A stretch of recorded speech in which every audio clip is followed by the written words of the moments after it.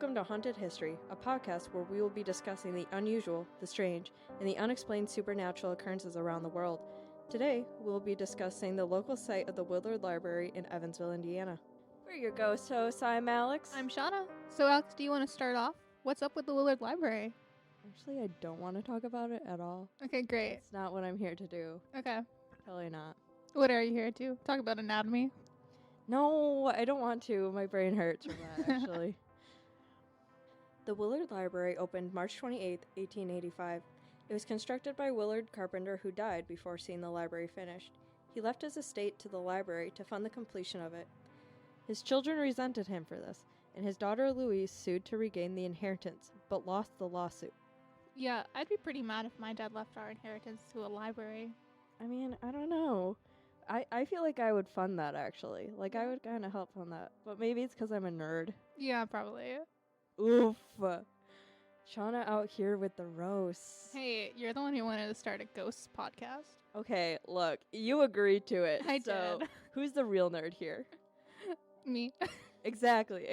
That's what I thought. The first sighting of the Gray Lady ghost was in 1937 by a night janitor. She was described as being a woman, dressed from head to toe in gray and wearing a veil. The janitor later quit his job after this encounter. So, what would you do if you encountered a ghost at your work? I think I would call Shane and Ryan from BuzzFeed Unsolved. Yeah. What would you do? I'd call Sam and Dean from Supernatural. You know what? That's fair. But, like, do you want them to, like, exterminate the ghost? Or do you want them to just, like, figure it out? Like, Salt the entire library. the entire library. The books are covered in salt. Just absolutely covered. Yes. Okay. Yes, yeah. that's what I want. You know what? Fair, I guess. Library employees like Margaret Mayer, the previous children's librarian, and Helen Cam, the library assistant, are told to have had encounters. Lecturers from USI and a local weathercaster reported seeing the ghosts as well. A policeman responding to a call spotted two ghosts through the library windows, and a library patron once saw the Gray Lady in an elevator. You know what? Props to the library employees for sticking it out. For real. I would have left. You're just gone. Gone. The books have to fend for themselves. Yes. It's all down to them now.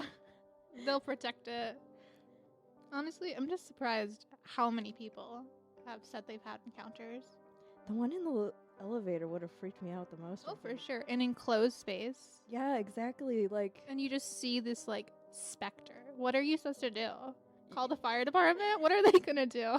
There's nothing. Like, you can't do anything about that. No. You're just trapped in this space until you get to the, like, yeah, I to don't your know. floor. You gotta wait it out. Yeah, exactly. But at least if you're, like, a librarian out in the open, or even that janitor, you can just, like, walk away. book it out of there. Yeah. Just be gone. Yeah. But, like, in the elevator, you're, like, forced to just stay. Yeah. That's a no Make for me. awkward conversation with the ghost. Yeah, so, like- what floor are you getting off on? How's the weather today? Mhm. I mean... What's scarier, social interaction or ghosts? Oh, that's tough. Because, like, I hate social interaction. But I also really do not want to be trapped in an enclosed space with a ghost. Like, yes. a 15 by 15 box. Mm-hmm. That's Nothing- moving. Oh, no. Mhm. Okay, but elevators are scary on their own, too. They are, for sure. So now you're adding scary on top of scary. Could you imagine if that broke down and you're just, Oh my like... God. And then you join the ghost. just Tower of Terror, just... Yeah, you're drop. friends now, forever. Oh, no. Hey, at least you know you have a companion. That's true. You'll never be alone, you know? Technically, you're not dying alone. Yeah. Which is, like, a lot of people's worst fears, dying That's like alone. a soothing thing, I feel like.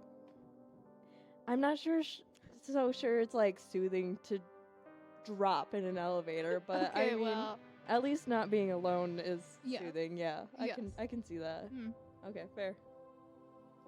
Supernatural occurrences at this site include water being turned on and off, the smell of perfume, unexplained cold spots, strange noises, books and furniture being moved, visitors having the feeling of being touched on their hair and earrings, and strange items being found in the library. So have you had any supernatural encounters of your own? Yeah, I've had a lot. We have family ghosts. Mhm. They follow our family around. We've moved, man, twice, and they followed us to each house. Like, it started off in this one house, then we moved, And they stayed there. They weren't as active in that house. I don't really know why. I mean, they were still pretty active, but like not as much as they were in the previous house. And then we moved to another house that was right down the road from the first house. I moved a lot. And yeah, they're still around. We named them. I don't remember their names. That's well, okay. I remember one, Godfrey. I don't remember what the other one is. Interesting. Yeah. But we also call them the boys. They're just like to make mischief. They're not really like evil or like poltergeist Like or anything. malevolent or anything. Yeah, no. They're just there to chill and Fair. ruin our days by occasionally moving things. I mean, Afterlife probably gets pretty boring after a while. Yeah. They like to watch us sleep, which is really weird. But, like, I woke up in the middle of the night to one of them standing over me, and then I just kind of like ignored it, rolled over, and went back to sleep. Boundaries, man. You gotta Exactly. set boundaries. I know. What about you? What about your encounters? I've had a little bit of encounters. One of them was actually here at UE. I stayed freshman year in Morton dorm, and on a 4th floor, I swear there was a ghost in the study room. So we'd hold little meetings to talk with it, and we used a pendulum necklace, and it was really cool. And we tried to watch BuzzFeed Unsolved's Goatman's Bridge episode. Did not like that. No? No. You didn't like it, or the ghost didn't The like ghost didn't like it. I loved it. Ghost didn't like it, though. I think it was the whole demon-esque aspect. it? Oh, the demon. This is our bridge now. Yes. Did not appreciate. How So did we it? watched Brother Bear. You gotta calm it down. Maybe it was just scared. Maybe it was just kind of know. freaked out. Could have been a kid for all we know. I Don't know. blame it. I mean, do you think it's in Newhall now? Because Newhall is where it used Maybe. to be. Ooh, Interesting. I know. Maybe it moved on, though. Maybe it moved on with the building. That'd be the best. Yeah, I hope it moved on, you know? At peace. Don't want to watching Brother stay Bear. on a college dorm. Rest No. of your afterlife. Absolutely not. Mm-mm. I didn't want to stay in the dorms after junior year. I wouldn't want to stay for however long they've been here. Yeah, Which is probably a lot of years. It's an old For sure. campus. it is. Yeah. Ghost cams have been set up by the library and is available for live viewing on willardghost.com. Camera locations include the children's room, the basement hallway, the research room, the stairway, the children's story room, and adult services on the first floor. So do you think ghosts show up on camera? I don't know. I'm not 100% convinced that they do. Like, what are your thoughts on orbs, like, showing up on camera? Okay, I feel like orbs is different than full body specters because I feel like that's more of the like a central mass, soul-like in a way. Mm-hmm. But full body specters, that's asking for a lot. Yeah, that's true. But, like, I mean, like, do you think the orbs are, like, actually something? Or if it's just, like, Dust. dust that they, like, enhanced in post, unlike these ghost shows and stuff? Yeah, I feel like dust is enhanced a lot because really, how often you're gonna see a floating orb and ooh, it's like glowing? No, I don't believe that. And, like, when they're like, oh my god, I saw, like, an orb float into your body and then float out. Like, how real does that, like, that doesn't feel real, you know? No, it doesn't. Like, ghosts? No, dust. Dust is going to land on you. And, like, they can use that to their advantage on these shows where they're like, oh my god, it was an orb and it floated into you. When in reality, they just enhanced the dust. Or even, like, well, here's the thing. Bugs are, like, obviously bugs on camera. Like, Yeah. you can usually tell. And you don't get those mixed up with, like, the quote-unquote orbs. Mhm. I have a thing against orbs, if you can't tell. But, like, the dust. It just, I don't know. I feel like me. when they're like, oh, it floated into your body, then back out, it's kind of giving ghosts a bad rap. Almost making it seem like they have, like, bad intentions towards humans. I mean, yeah, there are poltergeists, but, like, realistically, do these poltergeists, like, really want to inhabit a human body? Like, what's so the badly? gain here? Yeah, what are they gaining other than, I don't Back know, pain, arthritis. maybe some aggression here and there, but, like, humans are inherently aggressive and, like, susceptible to believing, like, if, like, in the beginning, in the interview of these shows where they're like, yeah, man, like, my best friend, like, he had an orb go into him and he became super aggressive. They're gonna become susceptible to that. And when they, like, in the middle of an interview, or like hunting, they're gonna be like, raw, I'm all aggressive now, and they're gonna enhance that dust. Yeah. No, I feel like it also gives ghosts and spirits a bad rap for the public. Yeah. Like, people are scared of these beings, and it's like, to be fair, we're kind of encroaching in their territory. Yeah. Like, where they died and where they are currently residing, and it's like, it's kind of a sensitive thing to them. Yeah. I agree that, like, territory and, like, space that they're occupying, like, maybe if you're getting a bad feeling, don't go into that place. Maybe there's a reason for that. Yeah, exactly. I will say there's a lot of equipment I do like, though. Like, when you're watching a show and when you're seeing this stuff through a camera, it's hard to, like, tell what is real and what they're just making to have some content for their show. I will say I do like the devices they use a lot of times. I like when they use the Estes method. Have you ever heard of that? No, tell me about it. All right. So, you know the spirit boxes, right? Yes. Where, like, it goes through a bunch of channels really quickly, and, like, the ghosts are supposed to pick up on words and spit them out at you through these radio channels, right? Well, it's that, but you're going to get rid of all your senses. So, like, you know, blindfold on, and then, like, the giant noise-canceling headphones where you can only hear the spirit box. And then people, like, the people around you who aren't in the Estes method ask questions, and then the spirit box gives an answer, and the person is basically like the vessel and, like, saying the words. Like, if the person was to be asked, like, is there anybody here? And the spirit box was like, yeah, bro, I'm right here. You know? Direct quote, yes. Yeah, it would be an unbiased answer because they can't. The person who's under the Estes method can't hear what's going on. Yeah. So it gives that unbiased kind of. And do the answers have to, like, come in a timely manner? I mean, you're always gonna have that kind of delay sometimes, where, like, they don't have enough energy a lot of times to do these certain things, like talking through a spirit box. But yeah, it's usually preferred if it's, like, in a timely manner and it makes sense. It adds up to what was asked. Yeah. So if the person outside the Estes method were to say, how did you die? And the person under the Estes method heard murdered or hanged through the spirit box and said that out loud, it would add up. And it's kind of, you know, the middleman doesn't really understand what's going on. Yeah, just acting as, like, a siphoning rod. Yeah. So it's like, I think it's the best method out of, like, devices and stuff to do. Just because there is that unbiasedness towards it, I guess. Would unbiased be the best word here? Honestly, I'm not sure, because we're talking about ghosts. So How biased are ghosts, actually? how scientific and professional can we get in wording when we're talking about ghosts, you know? What is the velocity of a ghost? What is their mass? What is their weight? I don't know. What's their volume? Are they liquid, gas, or a solid? I'm not sure, because the same can be asked about cats. Oh my god, that's so true. They're liquid, I think. I feel like they are liquid. Yeah. There's no way they just mold their bodies into, like, a small space and then come out fine. No, I don't believe it. Their bones melt to be able to fit into those spaces. They're, like, eldritch beings that we could never understand. We're not meant to understand. No. We'll never will. No. Anyway, enough about my tangents.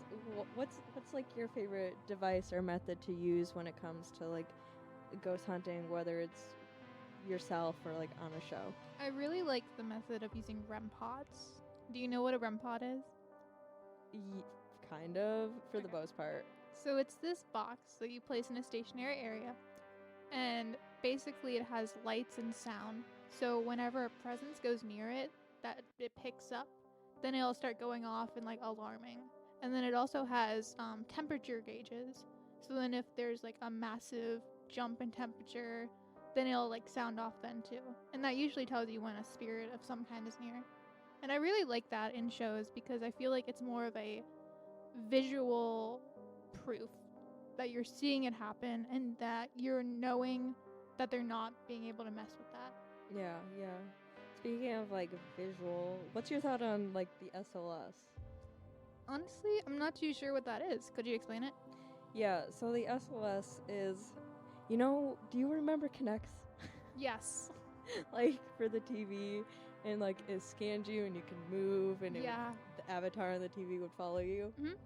It's basically that, but like probably 10 times more expensive. Okay. And instead of having an avatar, it's just stick figures with dots, right? So it's basically a Target version of a Kinect, because Target's bougie, we all know this. Yes. So it's a Target version of a Kinect, just hooked up to an iPad, and it like scans the room, and if a real human person like stands, there's obviously going to be like the stick figure where they're standing. So it's supposed to show like a stick figure whenever something or someone is standing in front of it. So it'll pick up like spirits and turn them into little stick figures on the screen, so you can be like, oh my god, there's a person right there. And you just watch them dance. Yeah. A lot of times they are kind of like doing a little jig. They're just kind of dancing around or hanging out on stairs. I've noticed that a lot too. Hanging out on stairs is like their thing. I mean, I guess you do use stairs a lot in your life, especially if you're in a house, because that's what gets you all over. You're not wrong. I mean, you're not wrong. But I don't know if that's the reason they're always on the stairs. I mean, I guess realistically there could be a lot of dust surrounding. There is a lot of dust surrounding stairs. Now that I think about it, there's always like somebody got pushed down the stairs. It was foul play. Or they like fell because the stairs are so narrow. So narrow and so steep. Yeah. Or oh my god, they were walking up the stairs and heart attack. I feel like there are some staircases that I can only put like my toes and the ball of my foot on, and then the rest of my foot just hangs off because they're so narrow. Harlexton basement staircase. Yes, to the laundry room. Yes, 100% agree. If you've ever been to Harlexton, then you know that the stairs to the basement to get to the laundry room are harrowing. Yes. They're horrifying. They're so scary. And when you're holding a basket of laundry, you're trying to walk down them, it's no good. It's a full-on challenge just to do laundry. Oh yeah, and like they're also like stone, so they're a little bit slippery too.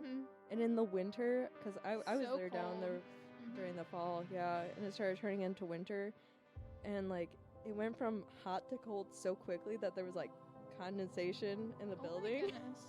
And so they were like so slippery. I mean, it's kind of a dungeon-esque for sure area, so it's scary anyways. And then you have these rickety stairs. Like if you get too close to like the inside wall, you will fall down. Yes, you will. There's like you couldn't even. It's like a full like 180 360 circle because it's like spiraling. Oh yeah, it's insane, and it's like maybe a centimeter wide in some places. And you're just trying to get to your laundry to switch it to the dryer. Yeah, exactly. And then there's not even enough dryer. No. And it's like dark. Yeah. So it's even like more like a dungeon, because especially I've done it later at night. So scary. I literally would have my phone flashlight on just so I could see where I was walking. Oh yeah, I mean, one of these days someone is going to join the Ghost of Harlexton. Yes, with Gregory. Man, Gregory. Hanging out every night. Oh yeah, for sure. Those stairs are so scary. But anyways, the SLS, oh my god, I forgot we were talking about Yeah, let's get back to that. So off topic.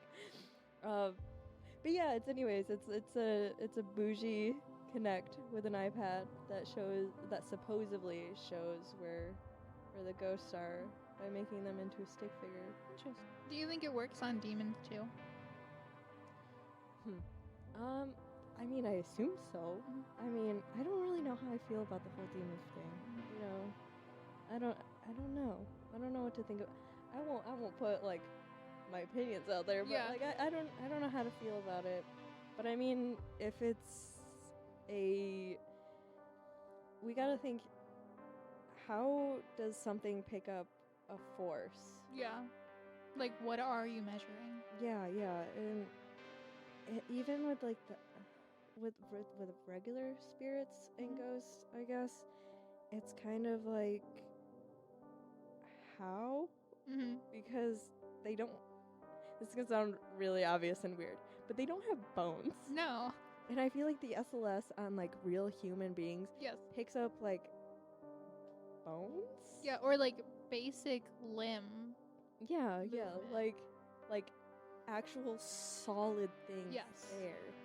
And so it's like with the SLS, what is it picking up? Mm-hmm. And like I feel like a lot of times in ghost shows they say, oh, it's picking up on like ghost energy. Well, what is that? Yeah, I don't know, but it's just kind of like, what is it picking up on and how? I mean, I know a lot of technology is like the electromagnetic fields Yes. and stuff like that. So is it like picking up on that, or is it like? And how are they transmitting that then? Yeah, because it feels like in order to pick up the spirits would have to be an actual solid being. Mm-hmm. Or mostly solid. Yeah, and which I feel like would then show up on camera in some way. Yeah, exactly. Like on a regular camera. Mhm. Yeah. And it's just, maybe I'm overthinking it. No, that's what this show is about. No, yeah. It's kind of like, how? Mhm. Maybe we'll get into it in another episode. Yeah. We should do that because now I want to know. Yeah. And I we'll feel do like some research. Come back to this. Yeah, and I've overthought it too much. Now my brain hurts. I'm sorry that your brain hurts. No, that's okay. It's just, how? Yes.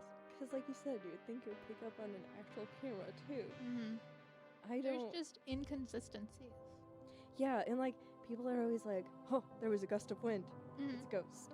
So it's like, if we're saying that ghosts and spirits are wind or air. Or like displacement. Yeah, then displacement. Then how is it picking up on that? Yeah. Because it would pick up on regular wind and breezes too. Exactly. And it doesn't. No. And usually those breezes that they feel are from pigeons and birds in the site. Oh my god, the pigeons and birds. That's always hilarious when ghost hunters encounter them. And they freak out hearing a noise and it's just a pigeon. Yeah, and then the pigeons usually attack. Yeah. Not ghost pigeons, but like that'd be cool. Haunted house pigeons are aggressive. Mm-hmm. They're so mean. Yeah, I mean, you are getting close to their nests, I'm sure. Yeah, it's just like, chill, bro. Yeah, chill out. You're surrounded by ghosts. This shouldn't freak you out. Yeah, exactly. We're just human people. Just here to see the unseen. Yeah. Do you agree?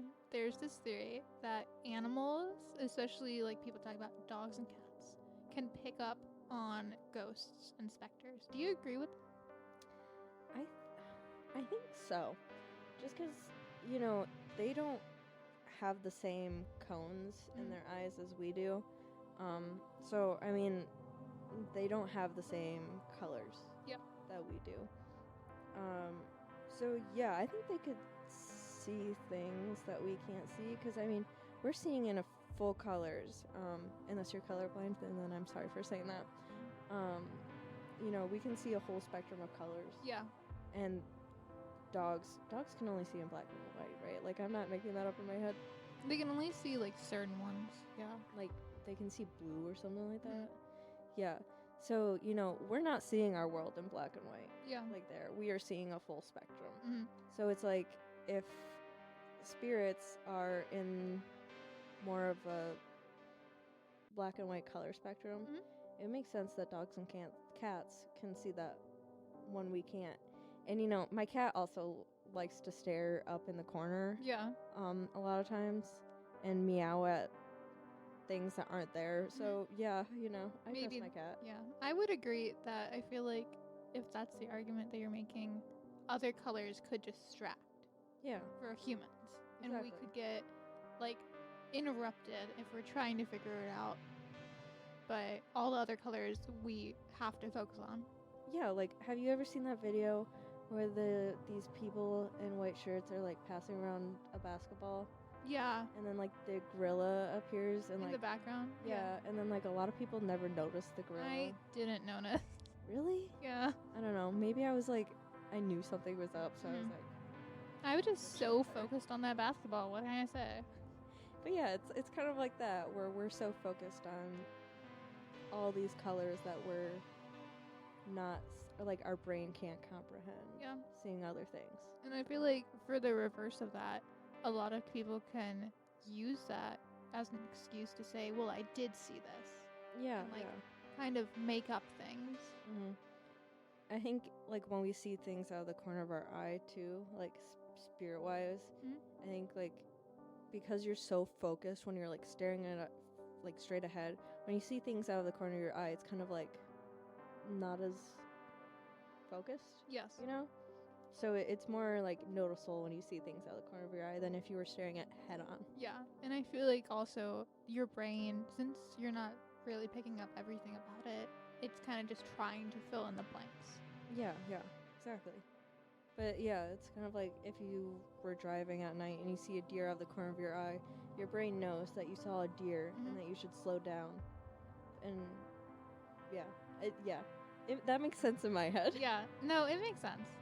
I just feel like in the case of Willard, with how many people have made statements saying, yeah, I did experience seeing the Gray Lady, that there might be a few of them who might have misseen it or just thought they did.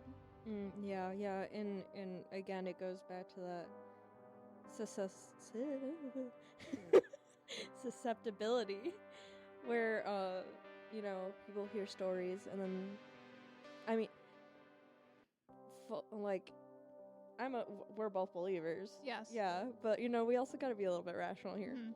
But yeah, the susceptibility where people, like, hear stories and then they go in and then they're saying they see these things. But it also kind of comes to, because they're expecting and wanting to see these things, are they seeing them? Or are they just saying they see them? Yeah. Because a lot of times when you go in a skeptic, you're going to come out a skeptic. Yes. Because you don't want to see these things. You're not opening your mind to see these things, but when you go in a believer, it's kind of it's hard to say, especially in a town like Evansville where there's so many people and there's so many stories from so many people. Yeah, from all different views. Yeah, exactly. So it's hard to say. It's kind of like, okay, did they actually see something, or did they fall to all these stories and now they're just, and it's also comes with, like, wanting their 15 minutes of fame. Yes. Oh, for sure. Or they're like, oh my god, I saw something, and really they didn't, and they just want that 15 minutes of fame where they get a news article written about how they fought a ghost with a sword or something. And they won. Yeah, yes.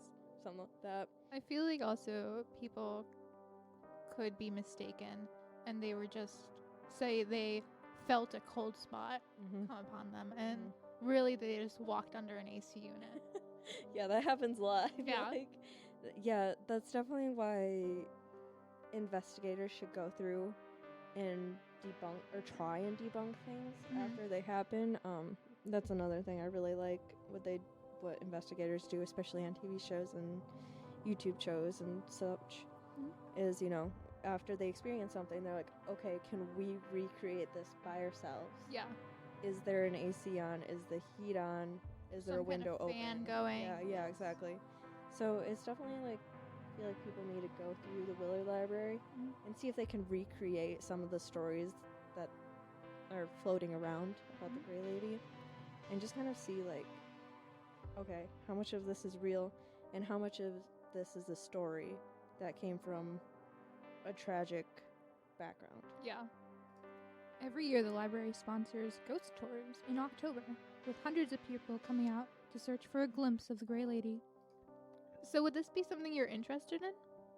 Yeah, I think I would like to do a ghost tour. I haven't done the one for Evansville yet, but I've done one in Indy, aka Indianapolis. Yeah. But I haven't done the one here yet, and we've been here for close to 4 years. I know, it's crazy. I know, and I still haven't done it. Have you done it? I have not, but we did do that tour of downtown Evansville with the archaeology department. Was it haunted or was it just the tour? But, they did have some stories for, like, the rides home and stuff. Interesting. No, I didn't go on that, Oh. so... You missed out. I know I did. But, at least they had, like, a couple of stories to tell you. on It that was tour. really interesting. Was it just, like, history, or was there actual archaeology? It was mostly history. Okay. But then we did do that one trip to Angel Mounds and New Harmony. Yeah. And that was more archaeology stuff. Yeah, that's fair. Do they have any ghost stories for either of those places? New Harmony would definitely have some ghostly stories, I would guess. Because it's an old, I think, Quakers town that was built to be a utopia. So there's probably a lot of ghost sightings, I would guess. Yeah, I feel like there might be at Angel Mounds too. A mound is where they buried bodies. Yeah. So, who knows, I guess. It's not as popular as Willard. I No, wouldn't guess. for sure not. Like, at least the ghost stories. Mm-hmm. I don't know what would be kind of on par in Evansville with Willard. Yeah, I don't know. I feel like Willard is very well known in the community. Yeah, it is. Even if you're new here, you know what the Willard Library is, and you know the stories. Yes. Like, everybody knows the stories. And I feel like that would probably draw a lot of people in, not just locally, but from different regions surrounding Evansville. That would drive them to go to an event such as this. Yeah, like, Newburgh, Mm-hmm. Mount Vernon, places like that, yeah. Is the Gray Lady real? Was this just a hoax made up by the library to gain attention? Shauna, Yes. do you think the Gray Lady is real? Honestly, with all the evidence, I do think so. Yeah, I think I do too. I think I'm on Team Gray Lady. I am too. Team Gray Lady. Let's make a hashtag. Woo! Woo! Whether or not the stories are true remains unknown. But for now, the Willard Library in Evansville, Indiana, stays a part of America's haunted history. This has been Haunted History. We'll scare you all next time.